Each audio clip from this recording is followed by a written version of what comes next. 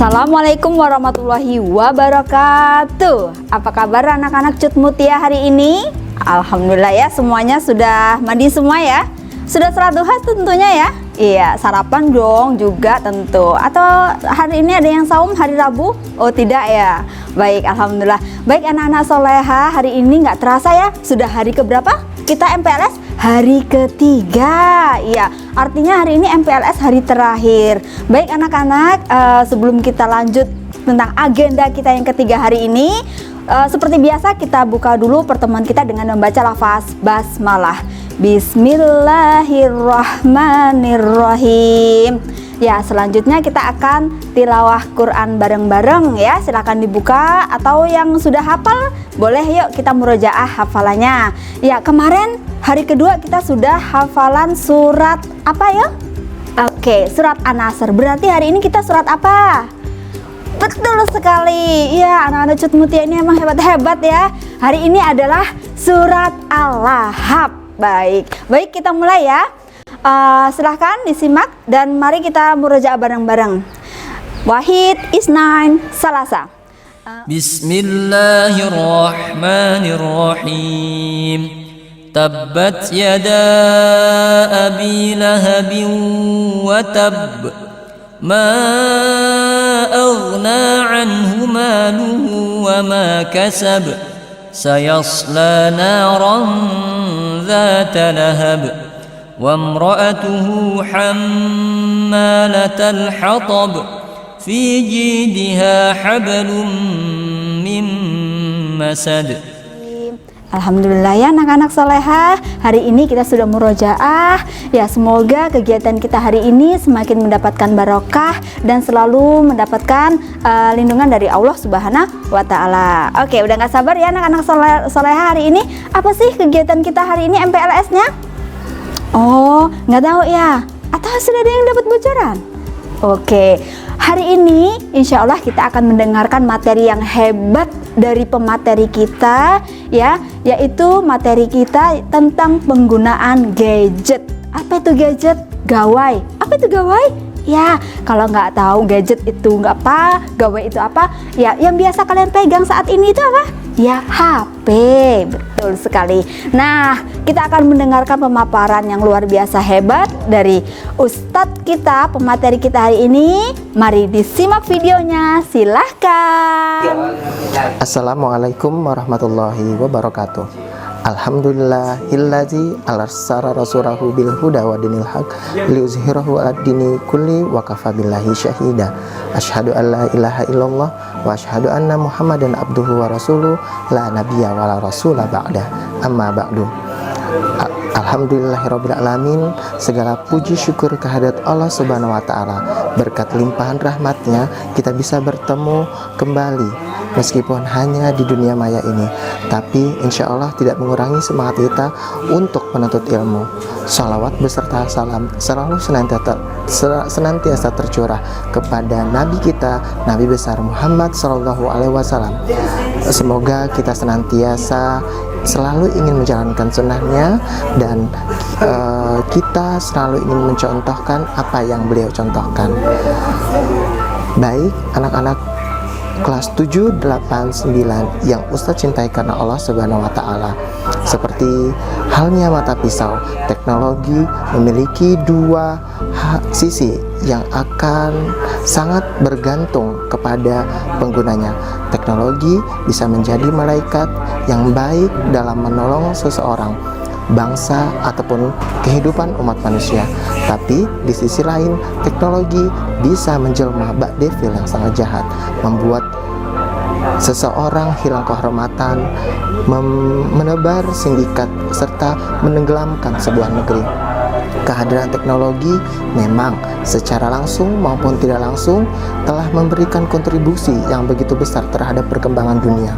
Di tengah hiruk-pikuk kehidupan seluruh manusia, teknologi agaknya merupakan suatu kebutuhan vital yang paling tidak bisa untuk ditinggalkan.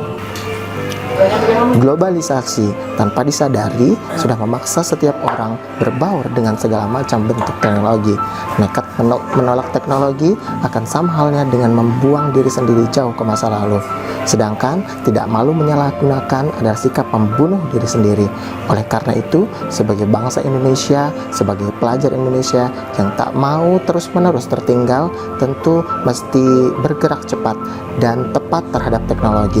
Apalagi teknologi cakupannya sangat kompleks dan juga sangat luas dan nyaris menyentuh segala kehidupan kita. Maka tiada alasan bagi kita semuanya untuk tidak mau dan tidak mampu memanfaatkan teknologi yang ada secara bijak dan maksimal. Oleh karena itu, pada kesempatan MPLS hari ketiga ini, Ustadz akan menyampaikan materi tentang bijak menggunakan teknologi, dan pada kesempatan hari ini Ustadz akan bahas tentang penggunaan gawai atau handphone dengan teknologi dan internet. Selamat menyaksikan. Baik anak-anak, sebelum kita ke materi, terlebih dahulu Ustadz akan memperkenalkan diri Ustadz. Ini adalah foto Ustadz, jadi kalau kalian nanti melihat Ustadz, ini namanya adalah Ustadz M. Syahruddin GS SPD. Biasa kalau dipanggil di sekolah, panggilannya adalah Ustadz Din. Nah, tempat tanggal Ustadz itu ada di Tanjung Karang, 5 November 1989. Kalian bisa follow Ustadz Din Abu Hanan di Instagramnya, kemudian di Facebook juga bisa dicari Din Abu Hanan, dan WhatsApp nomor Ustadz adalah 0895 6058 38069. Ustadz punya moto, yaitu jalan hidupmu masih panjang, hanya engkau yang mampu melewati, dan teruslah bergerak. Nah, itu perkenalan sekilas tentang Ustadz. Jadi nanti kalau kalian mau tahu tentang Ustadz, lihat aja Instagram, Facebook, dan bisa tanya-tanya lewat WhatsApp juga.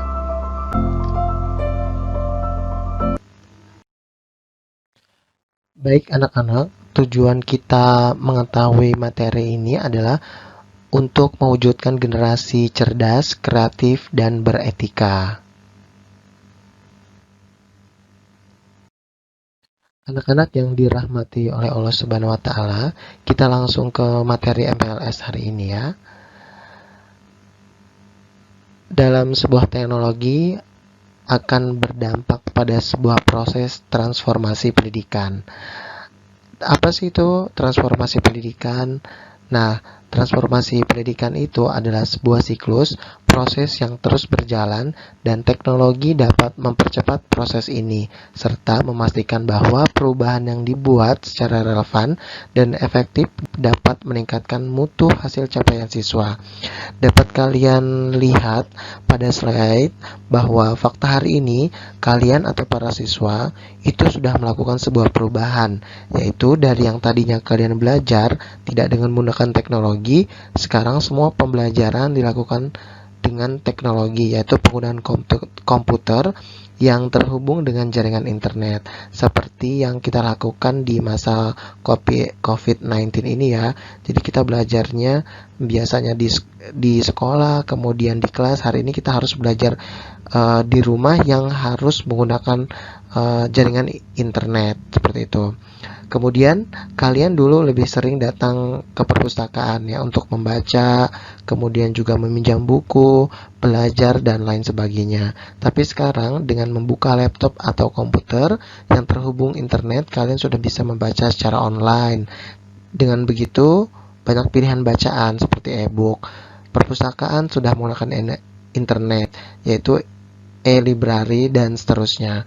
Ustadz berharap kalian para murid itu dapat secara bijak memilah-milah untuk dapat membagi waktunya agar seimbang kapan kita harus menggunakan teknologi dan kapan harus tidak menggunakan teknologi ya dalam sebuah pembelajaran.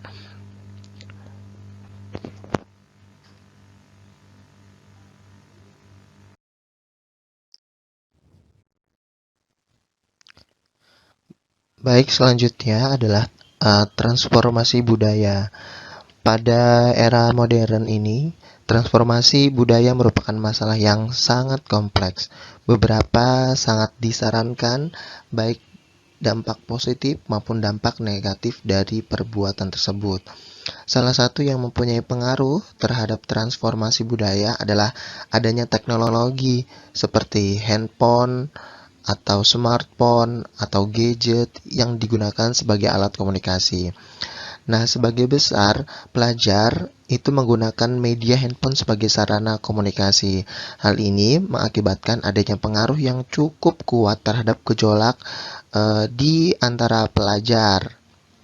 Dari segi pengamatan Ustadz, pada sebuah situs jejaring sosial, banyak generasi muda sekarang pola pikirnya terkonsep pada sebuah keasikan, kemudian keseruan, hiburan dalam bermedia sosial dan dalam menggunakan teknologi. Adapun dampak negatif dari media sosial pada generasi muda, misalnya seperti contoh kalian bisa lihat di gambar ketika berinteraksi yang mungkin dengan tidak ada handphone kalian bisa berkomunikasi, kemudian bercengkrama dengan teman-teman. Tapi di era sekarang ketika bertemu malah berinteraksi dengan handphonenya masing-masing. Kalian bisa lihat di gambar perbedaannya ya, itu bercengkrama dengan teman-temannya dengan tidak menggunakan handphone. Tapi lihat di samping kanan kalian itu ketika bertemu malah menggunakan handphone sendiri-sendiri. Itu adalah salah satu contoh dampak negatifnya. Kemudian kalian bisa lihat sekarang dampak positifnya ya, bisa berkomunikasi dengan telepon sambil tiduran. Sekarang sudah lebih canggih dengan menggunakan berbagai aplikasi, dan salah satu aplikasi yang digunakan adalah aplikasi Zoom yang kemudian kita pakai hari ini untuk pembelajaran. Itu dari segi positifnya ya anak-anak. Jadi kalian kemudian bisa memilih untuk berkomunikasi dengan cepat, tinggal kalian dapat memilah-milah saja kapan waktunya yang pas untuk menggunakan teknologi.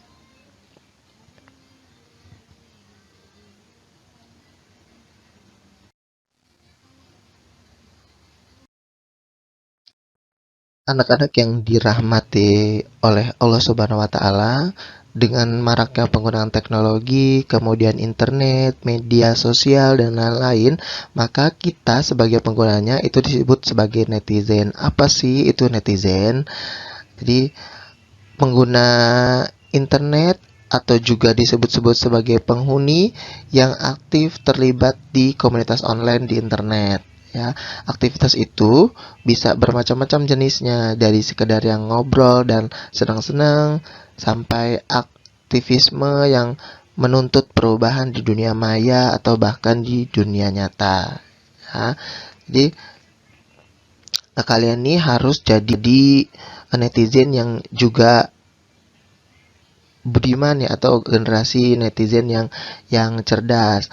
Nah, kalian dan juga Ustadz sebagai netizen yang hari ini memakai internet sebagai media untuk berkomunikasi, diharapkan juga mampu menjadi netizen yang berbudiman dan atau netizen yang cerdas di kalangan kaum milenial.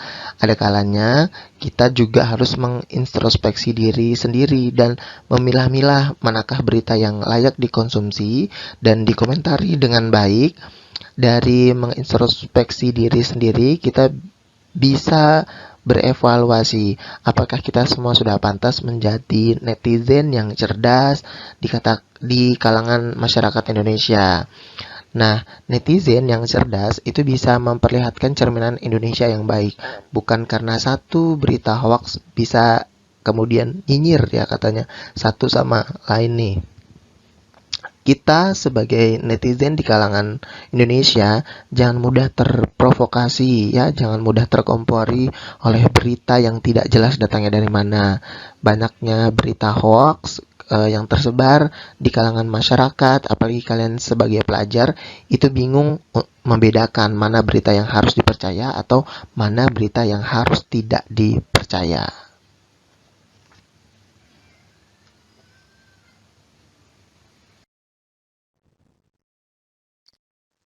Next slide. Nah, anak-anak, Ustadz akan tampilkan data tentang penggunaan internet yang ada di Indonesia, dan inilah datanya.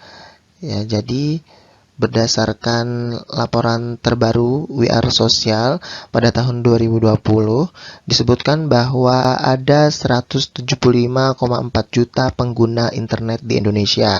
Dibanding tahun sebelumnya, itu ada kenaikan 17% atau 25 juta pengguna internet di negeri ini.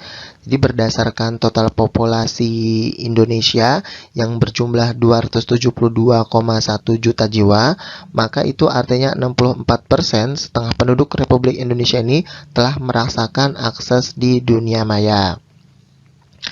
Persentase pengguna internet berusia 16 hingga 64 tahun yang memiliki masing-masing jenis perangkat ya, di antaranya ada mobil phone sebanyak 96%, kemudian ada smartphone 94%, non-smartphone, mobile phone itu 21%, laptop atau komputer desktop 66%, kemudian ada tablet 23%, konsol game 16%, hingga virtual reality device 5,1%.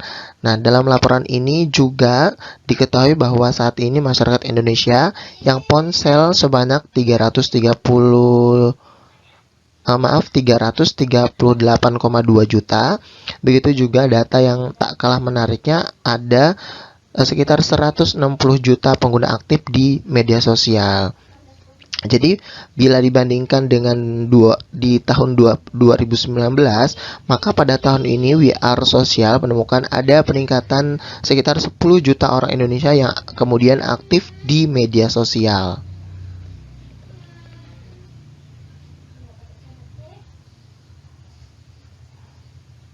Nah, jadi ini ya datanya, dan begitu banyak perubahan-perubahan di tahun 2020 ini. Apalagi di masa COVID-19 ini akan banyak lagi jumlah pengguna internet di Indonesia. Apalagi di kalangan pelajar, pasti yang belajarnya hari ini di rumah atau stay at home, maka secara otomatis akan menggunakan jaringan internet di rumahnya. Maka pasti akan menambah jumlah lagi pengguna internet dari anak-anak remaja atau pelajar di Indonesia.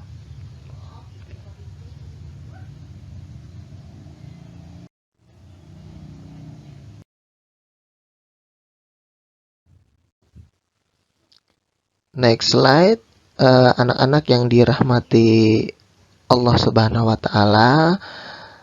Ternyata berdasarkan data yang Ustadz peroleh, bahwa ternyata media sosial yang paling sering disinggahi di kaum masyarakat ataupun pelajar adalah YouTube. Kemudian ada WhatsApp, ada Facebook, Instagram, dan Twitter. Ustadz juga yakin bahwa kalian yang ada di sini juga menggunakan sarana tersebut ya, atau bahkan kalian punya kelima-limanya atau memiliki akun tersebut. Jadi berdasarkan laporan terbaru WR Sosial pada tahun 2020 disebutkan bahwa ada 175,4 juta pengguna internet di Indonesia. Jadi dibanding tahun sebelumnya itu ada kenaikan 17% atau 25 juta pengguna internet di negeri ini. Berdasarkan total populasi Indonesia yang berjumlah sekitar 272,1 juta jiwa, maka itu artinya 64%, setengah penduduk Republik Indonesia itu telah merasakan akses ke dunia maya.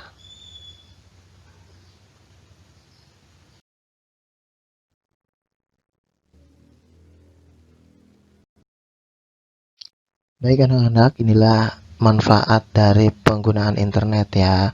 Yang pertama jadi adalah kita menggunakan internet itu bisa bergame online ya. Banyak sekali mungkin dari kalian adalah anak-anak yang sangat menyukai game online, apalagi sekarang bertebaran ya banyak game-game online ya. Banyak, atau Free Fire, kemudian lagi ada Ustadz tidak paham ya terkait game ini, tapi memang banyak sekali game yang digandrungi oleh anak-anak ya. Jadi agar diingatkan itu game kalau bisa itu sesuai umurnya, dan batasi waktu untuk bermain game. Bukan berarti tidak boleh bermain game, tapi boleh bermain game, namun ada pembatasan dalam bermain game. Karena kita lihat atau usah lihat banyak sekali nih kalau sudah bermain game atau sudah mabar ya, atau main bareng tuh temen-temennya itu dari pagi sampai sore itu bisa mabar, atau bahkan seharian full ya bisa bermain. Masya Allah, semoga kita terhindar ya dari game-game online yang bisa melalaikan dari kita, apalagi kita sampai juga lupa sholat ya dalam bermain game. Nauzubillah. Kemudian manfaat kita menggunakan internet yaitu kita bisa learning atau belajar. Nah, jadi manfaatkan ya internet itu untuk melakukan pembelajaran, kemudian untuk menulis jurnal, menulis puisi, menulis cerita, cerpen, dan banyak lagi. Dan dalam melakukan learning atau pembelajaran di dunia internet, nah kalian bisa minta dampingin orang tua kalian ya, bagaimana cara menulis yang baik di internet, atau kalian bisa lewat channel bagaimana cara menulis yang baik dan benar. Kemudian collecting. Nah, banyak anak-anak nih terlihat senang sekali mengoleksi gambar, kemudian lagu dan video. Tapi harus sih kalian mengoleksi gambar-gambar yang memang atau lagu atau video yang kalian butuhkan ya, tapi bukan kalian yang inginkan, tapi kalian butuhkan ya. Nah, di sini kalian orang tua kalian wajib memantau koleksi yang kalian sukai ya, disukai, karena memang terkadang kita luput ya dalam menggunakan internet ini. Terkadang ada yang kita mengoleksi gambar atau lagu-lagu yang mengandung unsur-unsur pornografi. Kemudian communicating. Nah, communicating ini sangat bermanfaat ya dalam penggunaan internet kita. Saat kita galau, saat kita gundah, resah, itu jejaring sosial itu menjadi tempat mencari teman dan curhat kita. Tapi diingatkan lagi ya, karena memang kita tidak tahu teman curhat kita di media sosial apakah bisa dipercaya atau tidak. Nah, ortu itu harapannya dapat memantau aktivitas kita juga ya. Nah, creating. Nah, di creating ini dalam penggunaan internet adalah kita bisa berkreativitas dan berinovasi di dunia internet ya. Jadi motivasi kalian ditingkatkan untuk melakukan kreativitas dan inovasi. Minta dukungan orang tua juga ya untuk memanfaatkan internet dalam berkreasi kalian. Nah, kemudian ya bisa searching nih. Nah, ini yang paling utama ya, biasanya adalah mencari informasi, data, gambar, dan pengetahuan. Jadi kita minta arahan orang tua ketika kita mencari informasi, data, dan gambar, dan pengetahuan. Nah, itulah manfaatnya dari penggunaan internet ya.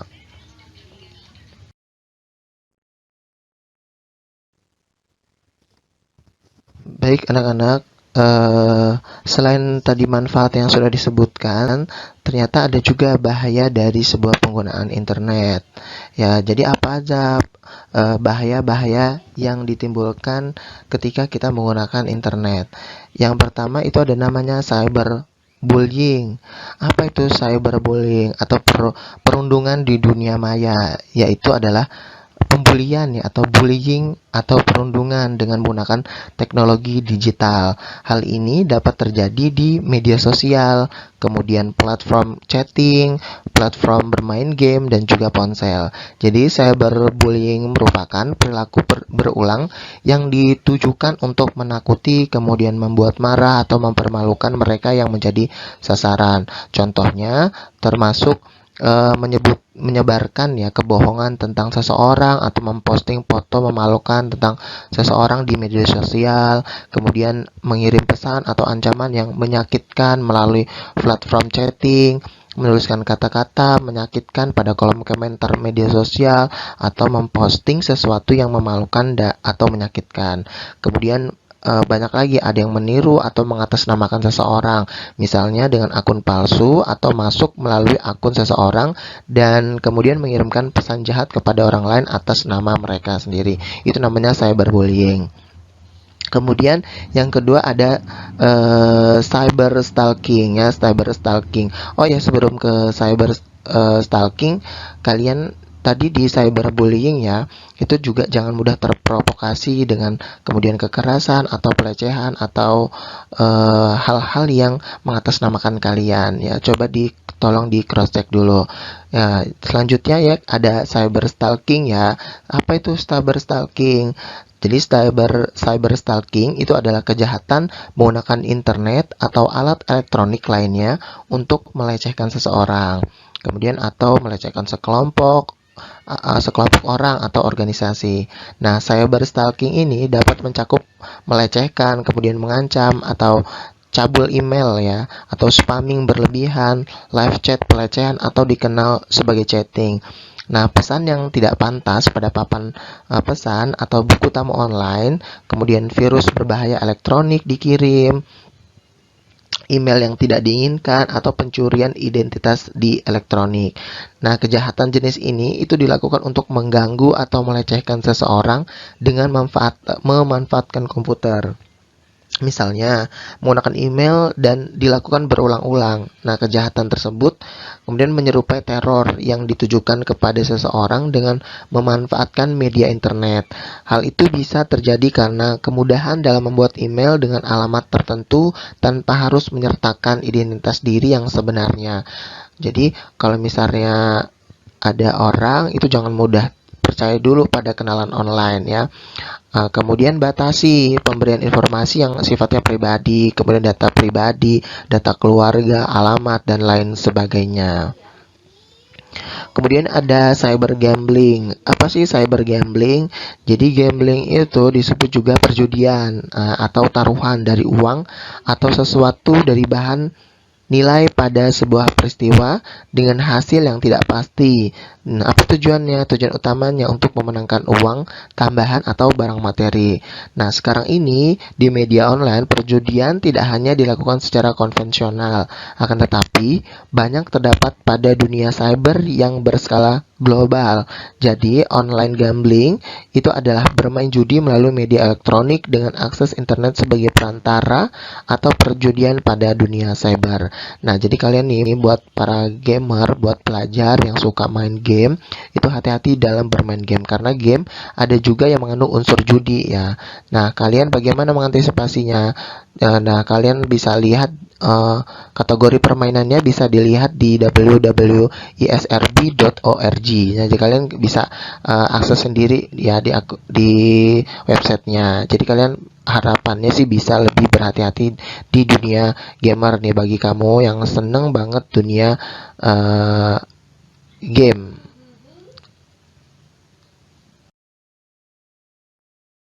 Kemudian ada lagi bahayanya, yaitu namanya cyber fraud ya. Apa itu fraud? Jadi cyber fraud itu adalah kejahatan yang dilakukan pada suatu sistem dalam bentuk memanipulasi informasi keuangan ya dengan tujuan untuk mengeruk keuntungan yang sebesar-besarnya. Jadi sedangkan cyber fraud adalah kejahatan yang dilakukan dengan sistem berbasis komputer maupun jaringan internet dan bertujuan untuk memanipulasi informasi keuangan untuk mengeruk keuntungan sebesar-besarnya.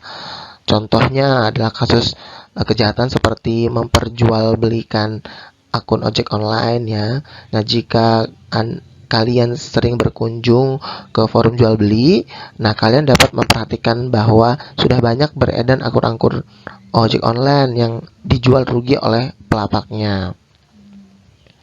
Kemudian ada phishing. Phishing itu adalah salah satu jenis cybercrime yang menjalankan aksinya dengan menggunakan email dan juga saluran media sosial lain sebagai objeknya.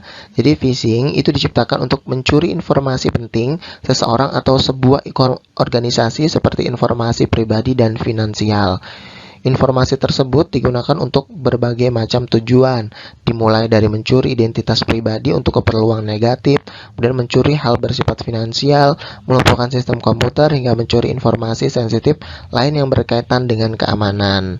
Jadi ini kalau kalian sering ngasih data pribadi ya ke internet, kemudian konfirmasi akunnya, konfirmasi nomor telepon, itu mohon untuk berhati-hati juga ya. Jadi tidak sembarangan memberikan identitas pribadi kita, kemudian tidak asal memberikan data-data pribadi kita.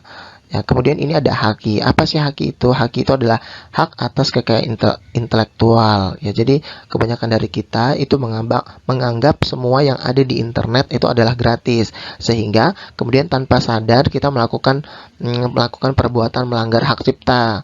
Kadang-kadang kan kita sebagai pelajar itu asal mendownload aplikasi game, kemudian buku atau musiknya secara gratis, tapi nanti secara tidak sadar kita akan terkena hak ini ya, hak cipta ya, hak atas kekayaan intelektual. Jadi harapannya semuanya bisa berhati-hati di dunia internet.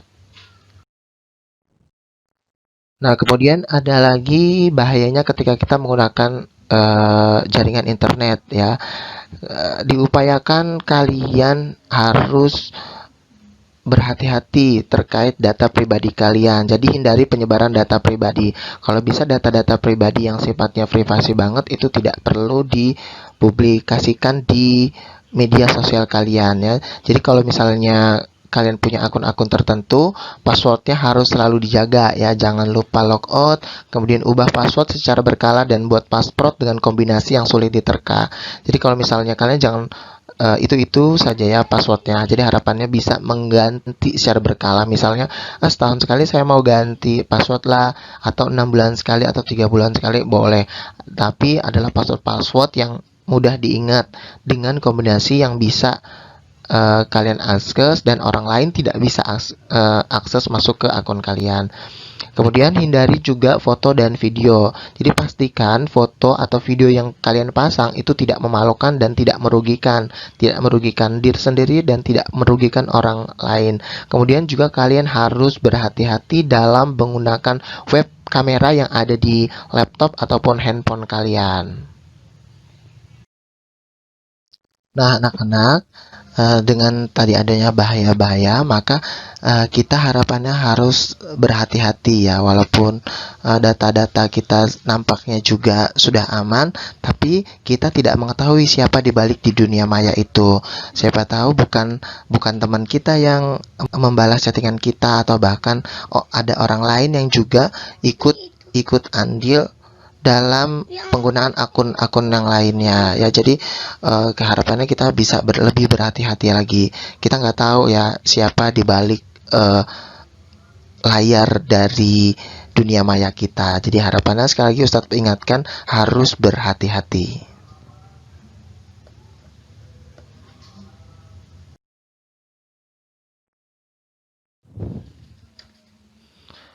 Nah, ini ada beberapa contoh kasus bahayanya ketika kita memasang atau memberikan data-data pribadi kita ya di dunia sosial. Contohnya kasusnya ini ada siswa SMP dibawa kabur teman Facebooknya. Ini karena kita tidak memikirkan bahaya-bahaya yang ditimbulkan atau tidak mengantisipasi bahaya yang akan ditimbulkan ketika kita menggunakan data-data pribadi kita di akun sosial kita. Kemudian ada pamer duit di Facebook, ini perampok satroni rumah. Jadi kalau misalnya kalian pengen update status ataupun memposting sesuatu di Instagram maupun juga di Facebook atau media sosial lainnya, agar tidak memancing sesuatu orang untuk melakukan tindakan kejahatan.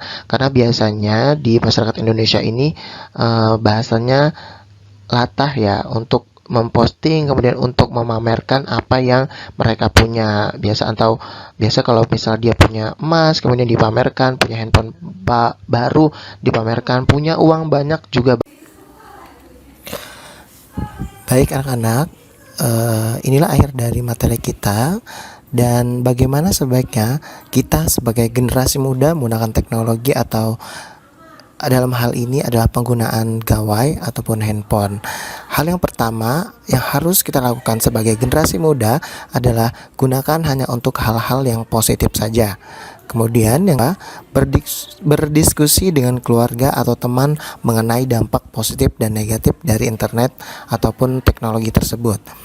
Ketiga adalah jalin komunikasi aktif dengan orang tua atau guru mengenai apapun informasi yang didapat melalui internet.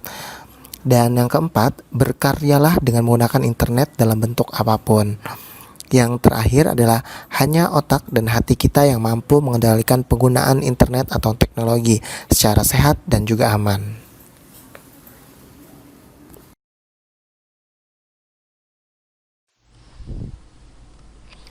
Nah, hari ini maka ada pesan moral yang akan Ustadz sampaikan kepada kalian. Mulai sekarang, marilah kita bijak untuk menggunakan teknologi informasi. Gunakanlah sesuatu dengan baik dan benar, bermanfaat serta membuat kita lebih berkembang. Sebaliknya, perilaku negatif dalam menggunakan teknologi informasi haruslah segera ditinggalkan. Tidak hanya merusak diri sendiri, namun perilaku negatif ini akan berpengaruh terhadap kehidupan berbangsa dan bernegara. Baik, terima kasih atas perhatiannya, telah memperhatikan materi yang Ustadz sampaikan. Semoga informasi ini sangat bermanfaat buat kalian. Ustadz akhiri, wabillahi taufiq wal hidayah. Wassalamualaikum warahmatullahi wabarakatuh. Oke, sudah disimak ya videonya anak-anak soleha. Alhamdulillah ya. Videonya tadi gimana tentang penggunaan HP-nya? Wah, kayaknya ngena banget ya dengan kita ya. Setiap hari kan kita pasti pernah megang HP ya, walaupun mungkin HP masih HP orang tua, nggak apa-apa. Tapi artinya di situ tentang bijak dalam menggunakan HP atau gawai. Nah, anak-anak yang soleha di sini ya, Ustazah berharap setelah adanya materi ini kita lebih bijak lagi dalam penggunaan HP-nya. Ya, artinya anak-anak ya, kapan kita bisa menggunakan HP dan untuk apa kita harus bisa menimbang-nimbang mana yang lebih penting, mana yang urgent atau yang lebih prioritas seperti itu. Baik anak-anak yang soleha, seperti biasa nanti di akhir agenda kita ya, kalian akan ada tugas, ya tugasnya yaitu merangkum tentang materi yang tadi sudah disampaikan oleh Ustadz kita ya, pemateri kita yang luar biasa hebat tadi. Ya, kalian rangkum, tulis di tulis tangan di buku tulis. Setelah itu kalian foto, ya difoto cekrek. Nah, setelah difoto nanti kalian lampirkan di Google Form-nya. Oke ya? Iya, seperti biasa insya Allah. Baik anak-anak yang soleha, nggak terasa MPLS kita hari ini adalah yang terakhir, tapi jangan bersedih. Ustazah akan hadir lagi bersama kalian, di mana Ustazah nanti akan memberikan jadwal-jadwal untuk minggu depan ya. Insya Allah besok hari Kamis dan hari Jumat akan ada agenda lagi. Nah, nanti akan informasinya akan Ustazah share di grup. Baik ya anak-anak yang soleha, setelah ini silahkan kalian beraktivitas dengan kegiatan kalian masing-masing. Tugasnya jangan lupa ya dikirim. Baik, itu saja yang bisa Ustazah sampaikan hari ini. Mari kita tutup pertemuan kita dengan membaca lafaz hamdalah. Alhamdulillahi Rabbil Alamin. Kita sempurnakan dengan doa kifaratul majelis. Subhanakallahumma wa bihamdik ashhadu an la ilaha illa anta astaghfiruka wa atubu ilaih. Billahi taufiq wal hidayah. Wassalamualaikum warahmatullahi wabarakatuh.